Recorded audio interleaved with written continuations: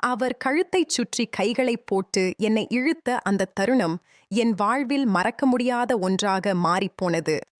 ரேவதி ஆண்டியின் உதடுகள் என் உதடுகளைத் தொட்ட அந்த முதல் முத்தம் மென்மையாகவும் ஆழமாகவும் இருந்தது. அவரது மூச்சுக்காற்று என் முகத்தில் படர்ந்தது. மல்லிகை பூ வாசனை கலந்த அந்த மணம் என்னை மயக்கத்தில் ஆழ்த்தியது. நான் அவரை இன்னும் இறுகப் பிடித்துக் கொண்டேன். அவரது உடல் என் உடலோடு ஒட்டியிருந்தது. அந்த நீலப் புடவையின் மென்மை என் கைகளில் உணரப்பட்டது. ரேவதி என்று நான் மெல்லிய குரலில் அவரது பெயரை உச்சரித்தேன். இதுவரை ஆண்டி என்று அழைத்தவனுக்கு இப்போது அவரது பெயர் நாவில் இனிமையாக ஒலித்தது. அவர் என் உதடுகளை விட்டு விலகி என் கண்களைப் பார்த்து சிரித்தார். அந்தச் சிரிப்பில் குறும்பும் ஆசையும் சற்று வெட்கமும் கலந்திருந்தது. இனிமே ஆண்டின்னு கூப்பிடாதே, ரேவதின்னு கூப்பிடு என்று அவர் தழுதழுத்த குரலில் சொன்னார். அவரது கைகள் என் முதுகில் மெதுவாக வருடின. அந்த வருடல் என் உடல் எங்கும் ஒரு மின்சாரப் பாய்ச்சலை ஏற்படுத்தியது. நாங்கள் சோஃபாவில் அமர்ந்திருந்தோம். திடீர்னு இப்ப அது போதவில்லை போலிருந்தது. அவர் மெதுவாக எழுந்து என் கையை பிடித்து இழுத்தார். வா, உள்ளே போலாம் என்று சொல்லி பெட்ரூம் பக்கம் அழைத்துச் சென்றார். அறைக்குள் நுழைந்ததும் மெல்லிய விளக்கொளி மட்டுமே எரிந்து கொண்டிருந்தது. படுக்கை சுத்தமாக விரிக்கப்பட்டிருந்தது. அறையில் லேசான அகில் வாசனை பரவியிருந்தது. அது என் மனதை இன்னும் ஆழமாக்கியது. ரேவதி என்னை படுக்கையில் அமர வைத்து தானும் அருகில் அமர்ந்தார். அவரது கண்கள் என்னை விழுங்குவது போல பார்த்தன. அந்த பார்வையில் ஆசையும் காதலும் சற்று பயமும் கலந்திருந்தது. நேத்திருந்து இதைத்தான் எதிர்பார்த்துட்டு இருந்தேன். நீ வருவியான்னு தெரியல, ஆனா வந்துட்டியே என்று சொல்லி மீண்டும் என்னை அணைத்தார். அந்த அணைப்பில் அவரது உடல் சூடு என் உடலுக்கு பரவியது.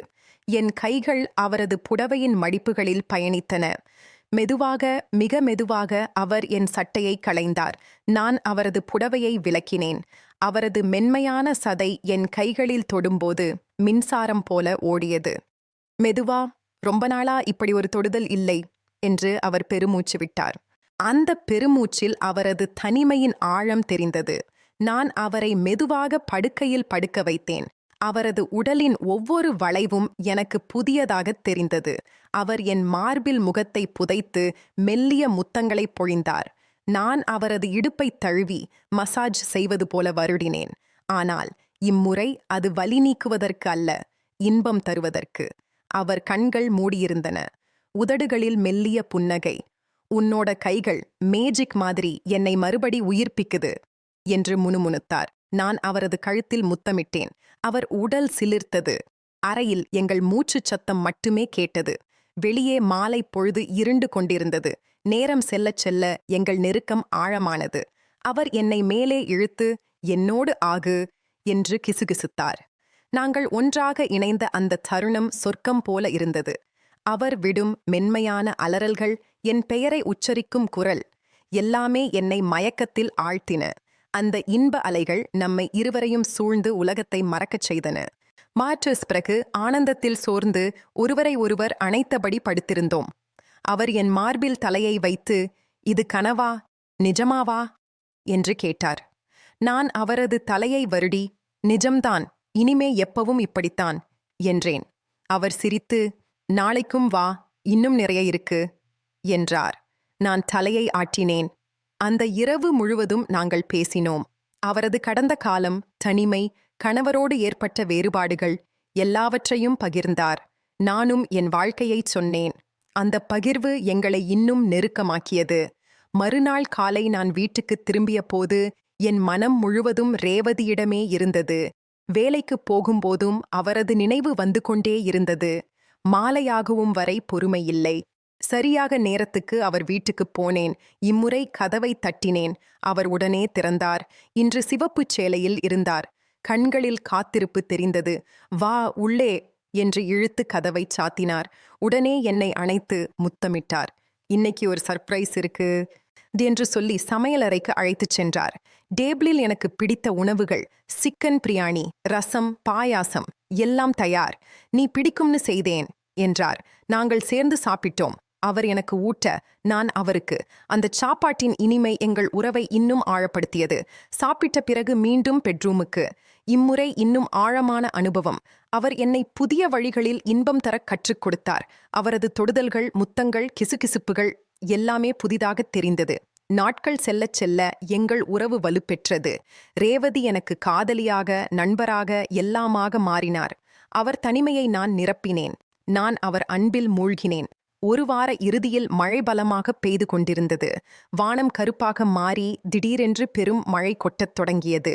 நான் அவரது வீட்டுக்கு போக முடிவு செய்தேன். உடல் முழுக்க நனைந்து கதவைத் தட்டினேன். ரேவதி உடனே கதவைத் திறந்தார். இன்று அவர் வெள்ளை நிறச் சேலையில் இருந்தார். ஈரமாக மாறியிருந்தது போல தெரிந்தது. இல்ல, அவர் சற்று முன்தான் குளித்து முடித்திருந்தார். தலை நனைந்திருந்தது. முடி சரிந்து இறங்கியிருந்தது. அந்த தோற்றம் என்னை மயக்கியது.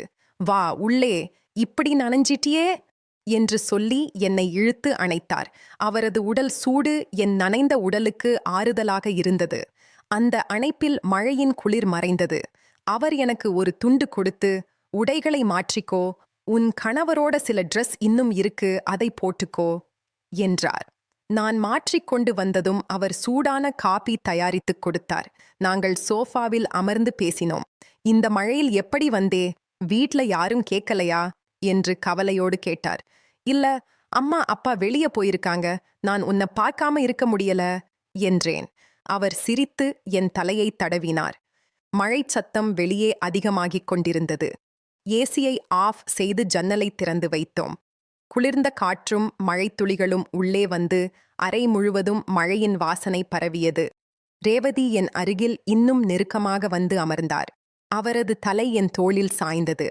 இப்படி ஒரு மழை நாள்ல நீ இருந்தா எவ்வளவு நல்லா இருக்கு என்று மெல்லிய குரலில் சொன்னார். நான் அவரது இடுப்பை தழுவினேன். அவர் உடல் லேசாகச் சிலிர்த்தது. இன்னும் அந்தச் சுழுக்கு வலி இருக்கா என்று குறும்பாக கேட்டேன். இல்ல, ஆனா நீ மசாஜ் பண்ணா தேவைப்படும் போல இருக்கு என்று சிரித்தார். நாங்கள் பெட்ரூமுக்கு சென்றோம். இம்முறை மழை சத்தம் பின்னணியில் இசையாக ஒலித்தது. அவர் சேலையை மெதுவாக களைந்தார். நான் அவரை அணைத்தேன். எங்கள் உடல்கள் ஒன்றோடு ஒன்று பின்னிப் பிணைந்தன. மழைத்துளிகள் ஜன்னலில் அடிப்பது போல எங்கள் இன்பமும் தாளம் போல நடந்தது. அவரது முதுகில் நகங்களால் லேசாக கீறினேன். அவர் என் கழுத்தில் முத்தமிட்டார். ரேவதி, நீ எனக்கெல்லாம் என்று முணுமுணுத்தேன். அவர் கண்கள் கலங்கின. ஆனந்த கண்ணீர். நானும் உன்னை விட்டிருக்க முடியல. நீ என் வாழ்க்கையை மறுபடி வண்ணமாக்கிட்டே என்றார். அன்றிரவு முழுக்க நாங்கள் தூங்கவில்லை. ஒருவரை ஒருவர் ஆராய்ந்து புதிய இன்பங்களை கண்டுபிடித்தோம். ரேவதி கர்ப்பமாக இருப்பதை அறிந்த அந்த நாள் எங்கள் வாழ்க்கையில் பெரிய திருப்புமுனையாக அமைந்தது. முதலில் அதிர்ச்சி, பிறகு மகிழ்ச்சி, பின்னர் யதார்த்தத்தின் கவலைகள். ரேவதி என் கைகளை இறுகப் பிடித்து, இது நம்ம குழந்தை, நாம சேர்ந்து வளர்க்கப் போறோம் என்றார். நான் அவரை அணைத்து, நிச்சயம், எதுவாக இருந்தாலும் நாம சந்திப்போம் என்று உறுதியளித்தேன். முதல் சில வாரங்கள் ரகசியமாகவே இருந்தது. ரேவதியின் உடலில் மாற்றங்கள் தெரிய ஆரம்பித்தன. காலை வாந்தி, உணவு பழக்க மாற்றம், சோர்வு. நான் அவருக்கு உதவியாக இருந்தேன். மாலைகளில் வந்து சமையல் செய்து வீட்டை பெருக்கி அவரை கவனித்துக் கொண்டேன். அவர் எனக்கு பிடித்த உணவுகளைச் செய்தார். இரவுகளில் அவர் வயிற்றில் கை வைத்து, நம்ம பிள்ளை எப்படி இருக்குமோ என்று கனவு கண்டோம். ஆனால் சமூகத்தின் பார்வை எங்களை விட்டு விலகவில்லை. அக்கம் பக்கத்தில் பேச்சு அடிபட ஆரம்பித்தது. ரேவதியின் முன்னாள் கணவர் மீண்டும் போன் செய்தார். ரேவதி தைரியமாக உண்மையைச் சொல்லிவிட்டார். என் வீட்டிலும் பெரிய சண்டை வெடித்தது. அப்பா கோபத்தில், வீட்டை விட்டு போ என்றார். நான் வீட்டை விட்டு வெளியேறி நேராக ரேவதி வீட்டுக்குச் சென்றேன். அங்கு ரேவதி என்னை அணைத்து அழுதார். இதுதான் நடக்கும்னு தெரியும், ஆனா நாம தைரியமா எதிர்கொள்வோம் என்றார். நாங்கள் சேர்ந்து ஒரு புதிய திட்டம் போட்டோம். வேறு ஊருக்கு போய் புதிய வாழ்க்கை தொடங்குவது. நான் வேலையை ராஜினாமா செய்தேன். ரேவதி வீட்டை விற்றார். சில மாதங்களில் நாங்கள் சென்னை அருகில் ஒரு சிறிய டவுனுக்கு குடிபெயர்ந்தோம். அங்கு ஒரு சிறிய வீடு வாடகைக்கு எடுத்தோம். புதிய ஊரில் யாரும் எங்களை அறியவில்லை. நாங்கள் கணவன் மனைவி போல வாழ ஆரம்பித்தோம். ரேவதி என்னை கணவரே என்று அழைக்க ஆரம்பித்தார். நான் அவரை ரேவு என்று செல்லமாக கூப்பிட்டேன். அவர் வயிறு நாளுக்கு நாள் பெரிதாகிக் கொண்டே வந்தது. நான் அவரை மருத்துவமனைக்கு அழைத்துச் சென்று ஸ்கேன் செய்தோம். டாக்டர் சிரித்தபடி, ஆண் குழந்தை என்றார். ரேவதி மகிழ்ச்சியில் கண்கள் கலங்கி அழுதார். கர்ப்ப காலத்தில் அவரது உடல் நலத்தை மிக கவனமாக பார்த்து கொண்டேன். மசாஜ் செய்தேன், பழங்கள் வாங்கி வந்தேன், நடைப்பயிற்சிக்கு அழைத்துச் சென்றேன். இரவுகளில் அவர் வயிற்றில் கை வைத்து குழந்தையோடு பேசுவேன். அப்பா, இங்கதான் இருக்கேன், சீக்கிரம் வா என்று சொல்லுவேன். ரேவதி சிரித்து, நீ ரொம்ப நல்ல அப்பாவா இருப்பே என்றார். 9வது மாதம் வந்தது. ஒரு இரவு ரேவதிக்கு வலி ஆரம்பமானது. நான் உடனே ஆஸ்பத்திரிக்கு அழைத்துச் சென்றேன். சில மணிநேர போராட்டத்திற்குப் பிறகு எங்கள் மகன் பிறந்தான். அழுது கொண்டு வெளியே வந்த அந்த சின்னஞ்சிறு உயிரை பார்த்ததும் என் கண்களில் நீர் வந்தது. ரேவதி சோர்ந்து படுத்திருந்தார். ஆனால் முகத்தில் மகிழ்ச்சி ததும்பியது. அவனுக்கு என்ன பெயர் வைக்கலாம் என்று ரேவதி கேட்டார். நாங்கள் முடிவு செய்தோம், ஆரவ். ஆரவ் வளர வளர எங்கள் மகிழ்ச்சியும் பெருகியது. அவன் முதல் சிரிப்பு, முதல் புரளி, முதல் அம்மா அப்பா எல்லாமே எங்கள் வாழ்க்கையின் அழகான தருணங்கள். 1 வருடம் கழித்து நாங்கள் சட்டப்படி திருமணம் செய்து கொண்டோம், சிறிய அளவில் நெருங்கிய நண்பர்களுடன். ரேவதி வெள்ளைச் சேலையில் அழகாக இருந்தார். நான் அவருக்கு மஞ்சள் கயிறு கட்டினேன்.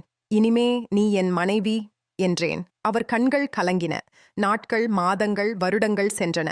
ஆரவ் பெரியவனானான். பள்ளி, விளையாட்டு, நண்பர்கள், நாங்கள் ஒரு சாதாரண குடும்பமாக வாழ்ந்தோம். வயது வித்தியாசம் யாருக்கும் தெரியவில்லை, ஏனெனில் எங்கள் காதல் அதை மறைத்தது. ஆனால் வாழ்க்கை எப்போதும் நிம்மதியாக மட்டும் இருப்பதில்லை. ஆரவ் 6-7 வயதான போது ரேவதியின் உடல்நிலை சரியில்லாமல் போனது. சோதனைகளில் சின்ன டியூமர் இருப்பது தெரிந்தது. ரேவதி தைரியமாக சிகிச்சையை எதிர்கொண்டார். சீக்கிரம் குணமாகிடுவேன், ஆரவுக்கு அம்மா வேணும்ல என்றார். நான் முழு நேரமும் அவரோடு இருந்தேன். சில மாத போராட்டத்திற்குப் பிறகு ரேவதி குணமடைந்தார். அந்த நோய் எங்களை இன்னும் நெருக்கமாக்கியது.